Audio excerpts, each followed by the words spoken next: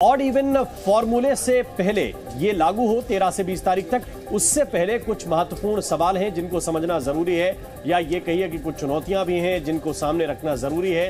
ये काफी महत्वपूर्ण है। तो क्या दिवाली तक प्रदूषण हम झेलेंगे? ये भी एक महत्वपूर्ण सवाल है कि अगर ऐसा लग रहा है कि आपके पास ये फॉर्मूला है कि ऑड इवन से प्रदूषण कम हो जाएगा, तो फिर उसमें देरी क्यों?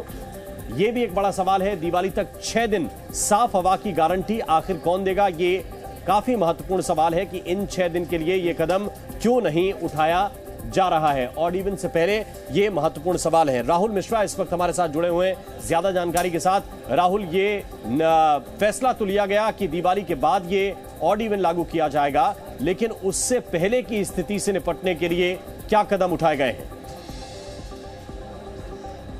राम, तमाम कदम उठाए गए हैं सरकार की तरफ से। जैसे पानी का छिड़काव यहाँ पर किया जा रहा है, उसके साथ ही साथ स्कूल को बंद किया गया है। ये तमाम जो ग्रेड 4 के जो नियम हैं उनको लागू किया गया है, कंस्ट्रक्शंस हो या। लेकिन जो सबसे बड़ा सवाल यहाँ पर एक चीज़ ये उठता है कि आखिर में जो अभी की यदि बात किया जाए, क्योंकि ये तो लागू आपने ऑड इवन को किया है 13 से लेके 20 तारीख तक किया है, लेकिन इसके पहले भी यदि देखा जाए तो तमाम दिल्ली की यदि देखा जाए एक्यूआई लेवल देखिए तो तकरीबन 500 से ऊपर एक्यूआई लेवल है, जो कि वेरी सीवियर कंडीशन है ये। और उसके साथ ही साथ यदि एनसीआर की बात किया जाए तो एनसीआर में भी कमोबेश तकरीबन 550 से 600 एक्यूआई है। लेकिन एक चीज़ जनता से, क्योंकि ऑड इवन जब लागू होती है, क्योंकि मैं इस समय जनता के साथ में हूँ मैं, और उनसे ज़रूर ऑड इवन का नुकसान, नफ़ा नुकसान, क्योंकि ये लोग ही झेलते हैं और ये डेली ऑफिस आने जाने वाले लोग हैं। इन लोगों को किस तरीके की